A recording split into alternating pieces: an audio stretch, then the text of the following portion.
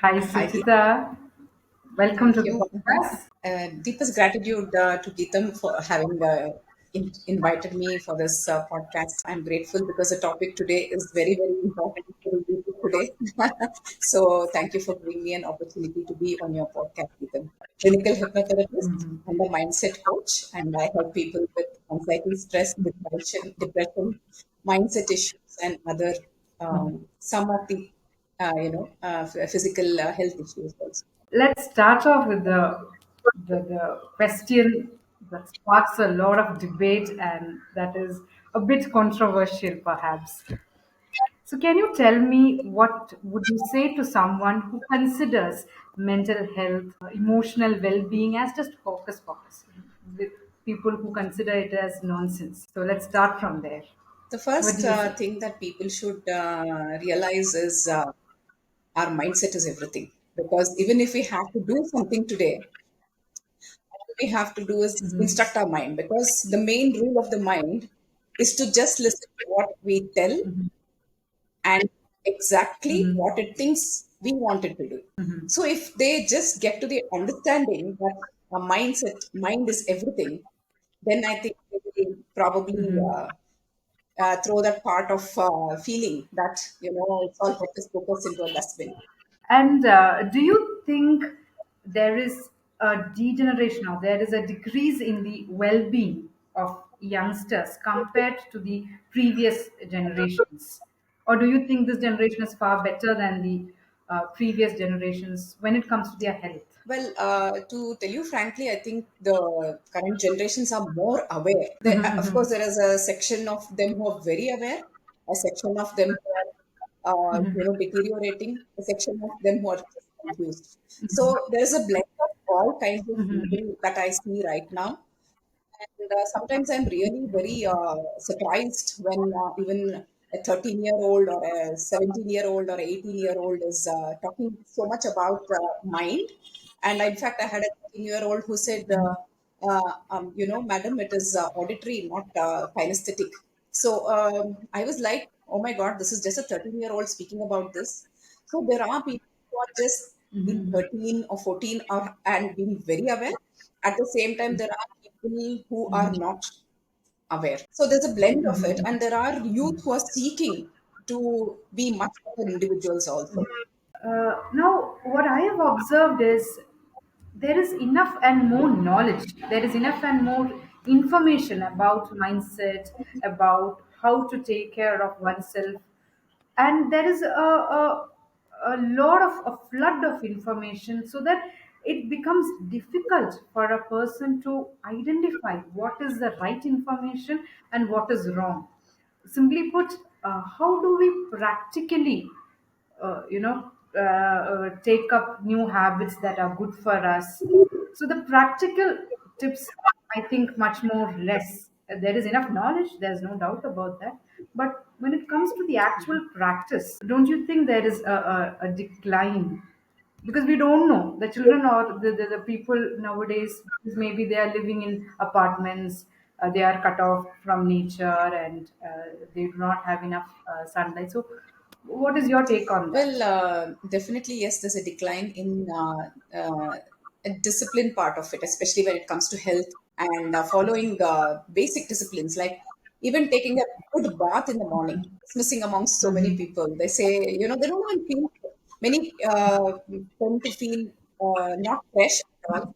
In fact, more importance has to be given to health, right from having a healthy regime like a bath, eating right, taking good sunlight, and saying the right things to the mind is also very important. So when I say right things to the mind, it is sometimes the parents and the friends or whoever is there in the immediate circle will not have the time to even acknowledge them. It is not that the parents do not appreciate them or something like that. It is just because the parents have not thought of it. So it is always to be their own cheerleader. So whenever they have accomplished something in the mind, if they can say, "Hey, you've done very well. Just keep going and achieve more," then they become their own cheerleader and they stop waiting for validation from somebody. So this is one of the practical solution. And another thing is also to stay in the company which will build you. not in the company where they are putting you down or constantly bullying you or something like that. So this is something that conscious choice of people as to what kind of company they have to be in. So that is one thing, and also to follow their own passions and desires. This goes missing so many times. Many people are not able to follow their own passions and desires, and also to also acknowledge things that they have already with them. So many times people forget to be even thankful for what they have. So even if small practices like saying thank you God for giving me this food, thank you God for helping me breathe today, going into a very depressive state or the neutral state. Many people also choose to be neutral; they just live flat. No kind of oh, so what have I got? There's nothing that is good. So those are the things when some people have those things. It's important to have the attitude of gratitude to acknowledge even the smallest of things that everybody has. Wow, that was a phenomenal answer. So, Suchita, my next question is, what do you think of the discipline of the younger generation? Do you think they are more disciplined? For instance, you said the importance of having a good bath in the morning, uh, and often they do not know the importance of having a good bath evening. So, do you think discipline is important? What do you think of the discipline of the current It is generation? very important to have discipline. It is also very important that there is conscious parental upbringing that is there in a family. So these parts have to be imbibed by the parents to have discipline in a child's life. So even when it comes to values or morals or ethics, it has to be the parent who is the first guru or the first teacher of the child. So they have to bring up the child with good morals. Supposing a parent is saying, you have to tell the truth all the time, and the child, while growing up, sees the parent itself doing otherwise, not telling the truth. That also sets a bad example, or the parents are themselves are involved in some unhealthy habits which the child is already observing. So they think while growing up into adults, young adults, they think it is a norm to be so these thoughts are something where the youth of today have to think that we have to put a full stop to all of those things which are not good for us. And also the part of it, sometimes even during their upbringing, the parents become very very protective. They don't want children to explore. They want children to be safe always, which is not possible. Everybody has to explore. They have to get out of their comfort zones, and most importantly, parents don't even accept the part of it where it is okay to fail. They expect the best results always. So there's a lot of pressure on the children also to follow all of those things, and in somewhere they lose out on their discipline. So I think this is the best context to ask or tell you why we have started this particular series of podcasts on suicide. Recently, this October 2024, I've lost one of my most brilliant students. So, by profession, I am an English teacher. So, I coach students for IELTS, OET, PT, such exams. And I had a student who just attended my training for just 1 week. And within 1 week of training and some practice, he could secure a really good band IELTS score. So, and once he received the score, just a couple of days after, like everything for his migration has been completed. All his I mean he was supposed to just submit the visa papers or something of that sort. So it was in the final stages of just the immigration process, and then all of a sudden, out of nowhere, he just committed suicide, and the whole village, the whole community, everyone who knew him was shocked. And Suchita, the most striking part is he was not an introvert. He was someone who always had a smile on his face. He was the most energetic person, and to be honest, I still remember, like when this person speaks, when the student speaks, the entire room used to vibrate because he had that much power and that much clarity and so intense. He was so intense, and he was a very peaceful and a go-getter, but a very calm and kind person. And then he committed suicide. So that was a shocker, and like there was no clue that this boy was going to or was going through so much pressure. I have no clue. This is very So very sad. So many times it's very important to bring up the topics of mental health, especially when it is a school setup or a college setup, to bring to awareness to the students that nothing is a dead end, and that there's a solution for everything. So, and if at all everybody feels weak at any point of time, it is important to seek support. Yeah, that comes up. I mean, most of the students, most of the youngsters, what do they find is they are, or they consider themselves to be within a toxic environment. They do not feel free to open up to anyone around them. They have this constant feeling of isolation. Even though they are surrounded by their family, their friends, relatives, well wishers, they have this constant feeling of isolation. That is a Yeah. terrible one. Like, what are some of the practical steps that such a youth can One take? thing is they have to start looking outside of the box. They definitely are a part of this culture scape, correct? So they have to be in that place. But not all the time everything is very conducive or very, everything is not as smooth always. So, for example, a child may, I mean, youth may be amongst toxic family relationship itself. So, at such points of time, the most important thing that they get attached to is the shame or guilt of being in the family. So they are not even able to express this anywhere near amongst their friends or something like that. So they are troubled at such points of time. And now it is the age of internet. So it is important to explore how can I get over this and seek professional help or support. I think that is the best solution. And Suchita and myself, we have our own groups, and we have linked our WhatsApp numbers in the description box. So please contact if I'm not a professional in this, but I can definitely be there for you and listen to what you have to say and be a support for you. That is the promise that I can give you, because I do not want to find another suicide or another attempt amongst my community or amongst the people that I know at least. So this is my wish. Yes.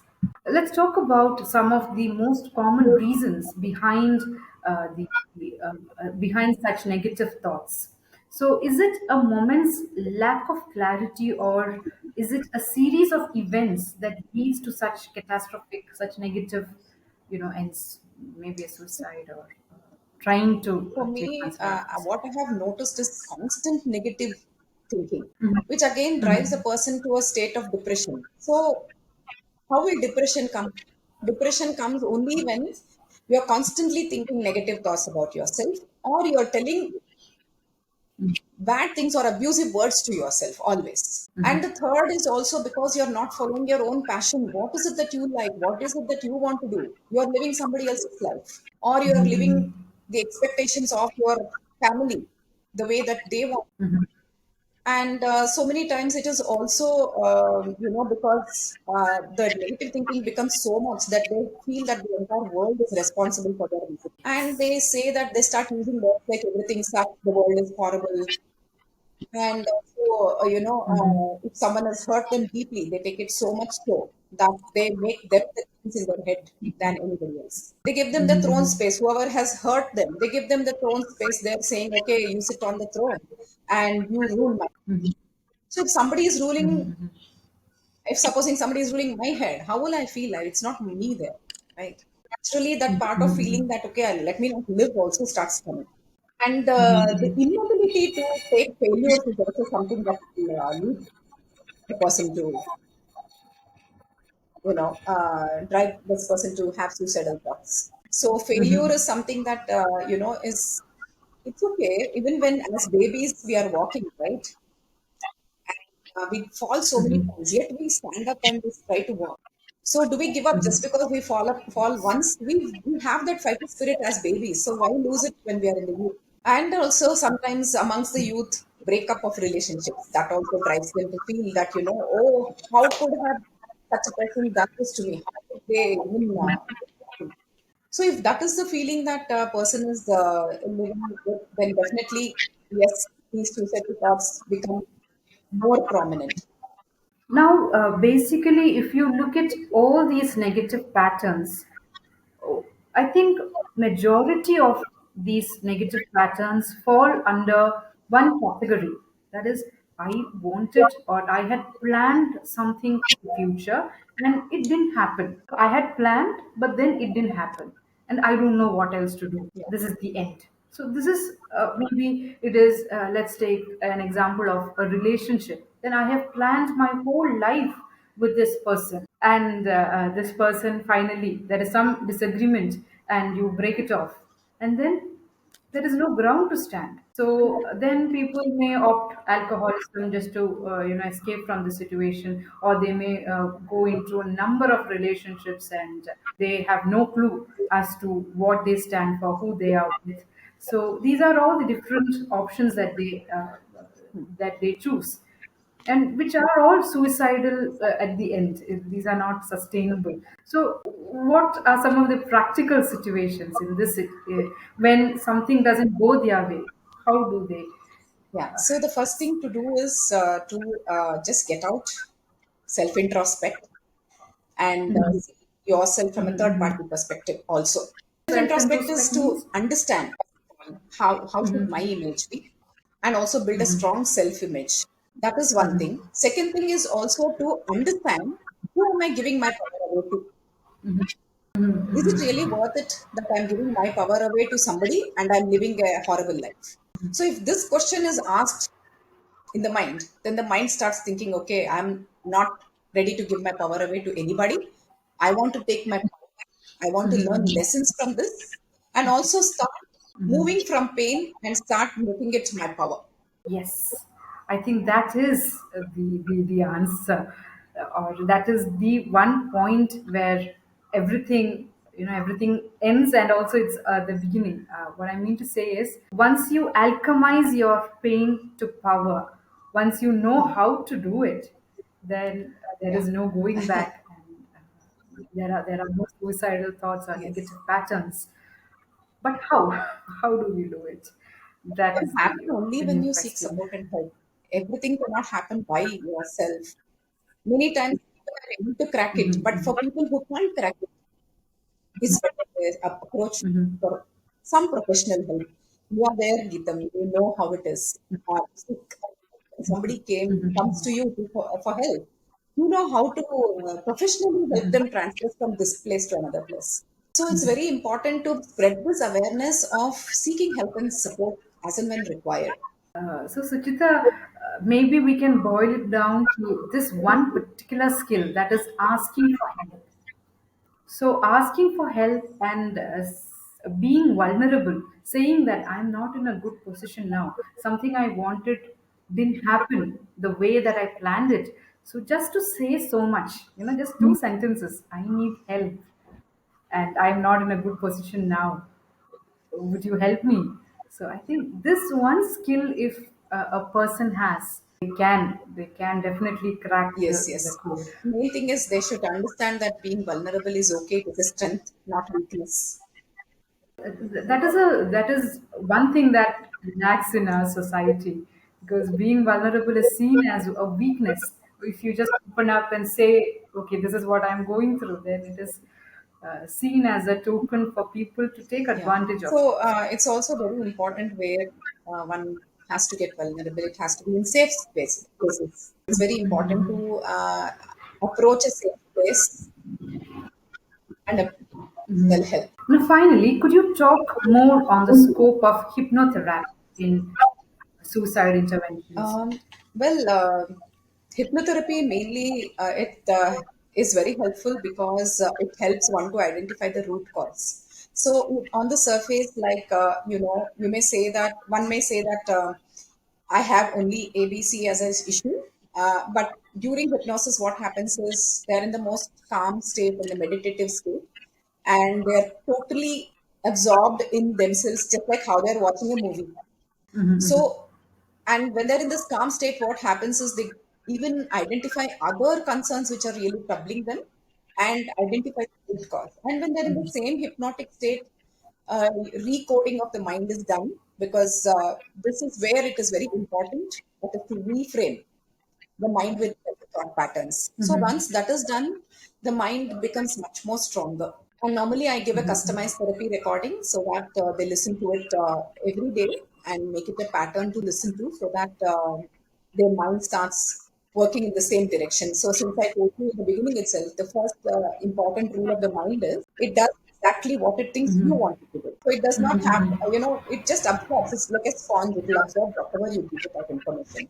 So hypnotherapy helps in coding the right information. So it is very effective in overcoming stress, anxiety, sleeplessness, self-doubt, imposter syndrome, low self-esteem, low confidence, in depression, suicidal tendencies, and also sometimes there are psychosomatic, problems because any negative thinking that we have and pass to the body, it will lead to a pained body or a diseased body. Okay. So it is important to overcome this, and this can happen only through hypnosis. So there have been cases, if you just go to my webpage and see one of the testimonials given, there has been a person who has overcome psychosomatic diseases, which like autoimmune diseases. So once the most of these diseases are connected to again anxiety or stress levels in the body. So, attending to this and adopting this alternative therapeutic approach is also one of the solutions to overcome such psychosomatic diseases or autoimmune diseases. And in fact, it is helpful even when it comes to unidentified infertility issues. So, it is helpful even for other back pain, pains, and because any pain again is related to some kind of emotional, you know, pain, but he has suppressed it and it stays there. So it is helpful because when the recording is given for the body also to heal, especially when it comes to pains and other autoimmune diseases. Every cell is made up of a network of intelligence of its own. So when we pass the right messages to that body of intelligence, it absorbs it and it starts helping the body to also. Wow, that's totally new information for all of us here because we've never linked pain to anxiety or stress, and we never thought that it is reversible because most often what happens is you have a pain, it is age related, it is there, you just take it as normal. It's just part of our daily life. You don't take an action for that, or you don't. There is no reason for look into the root Yeah. cause. So, other part of it, when you said about age, it is also important to keep the body fit by exercising and following a regime from the beginning as much as possible. I know as many women or even men, even they're involved in so many of their things day to day that they fail to give dedicated time for exercise. So when exercise also goes missing, so many other things goes missing.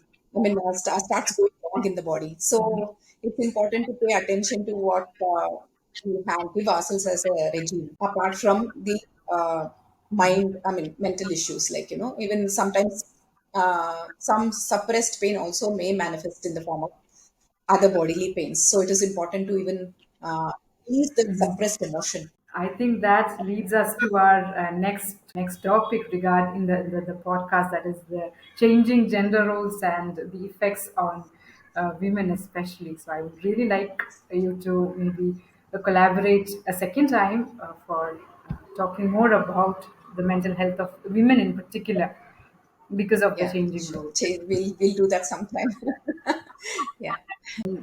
I think We'll wind up with the thought, with the understanding that once you change the present, once you're able to change your present thoughts, your present habits, it is possible to change your past as well.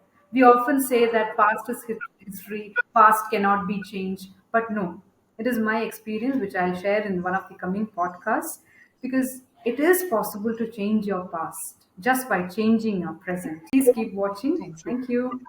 See you in Thank the you so next much, Geeta. podcast. Yes. Thank you so much.